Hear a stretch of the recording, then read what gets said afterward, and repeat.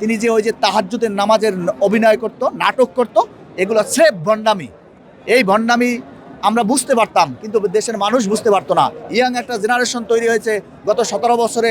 সেই জেনারেশন শুধু চিনছেই খালি শেখ হাসিনার গুণগান। ওই পাঠ্যপুস্তকে শেখ মুজিবুর রহমানের কথা আর শেখ হাসিনার কথা ছাড়া আর কোনো কথাই ছিল না। তা ঈর্ষান্বিত হয়ে শেখ হাসিনা 14, 18 এবং 24-এর মতো আমিডামি নির্বাচন করে গেছেন। শেখ হাসিনা নিজেও জানেন তার গ্রহণযোগ্য কতটুকু। তো এই জন্য তিনি বারবার প্রতিদিন সকালবেলা নাস্তা করার সময় তিনি বিরোধী দল, বেগম খালেদা জিয়া, দেশনায়ক তারেক রহমানের নিয়ে কটূক্তি করতেন। আবার ঘুমাতে যাওয়ার সময় ওই একই কাহিনী। এখন ওই জেনারেশনটা বুঝতে পেরেছে খালেদা জিয়া কত জনপ্রিয় লোক। তিনি কিন্তু কারো বিরুদ্ধে একটা কটু কথা বলেন নাই, টুটা শব্দ উচ্চারণ করে নাই। তাকে জেলে প্রেরণ করা হয়েছে, তারপরেও তিনি 5 আগস্টের পরে মুক্তি পাওয়ার পরেও কিন্তু একটা মাত্র কটু কথা বা খারাপ কথা কারণ আওয়ামী লীগকে নিয়ে বা ওই 14 দলকে নিয়ে বলে নাই।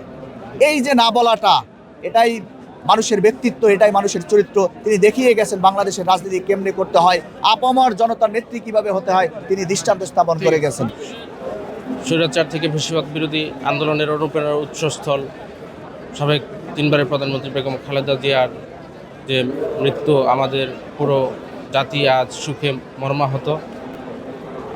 দেশের 17 বছর ক্ষমতার বাইরে থেকেও তিনি যে হাজার লক্ষ কোটি মানুষের ভালোবাসায় সিক্ত হয়েছেন এবং জাতি, ধর্ম, বর্ণ নির্বিশেষে সকল স্তরের মানুষের ভালোবাসায় আমাদের দেশনেত্রী বেগম খালেদা জিয়া সর্বমহলে তার ভালোবাসায় অশ্রুসিক্ত। আমাদের এই নেত্রী দীর্ঘ সংগ্রাম লড়াইয়ের মাধ্যমে বাংলাদেশের স্বাধীনতার সার্বভৌমত্বের যে অতন্ত্র প্রহরী ছিল, সেই আমরা বাংলাদেশি পন্থী, বাংলাদেশ জাতীয়তাবাদী রাজনীতিতে বিশ্বাস করি, আমরা খুবই মর্মাহত।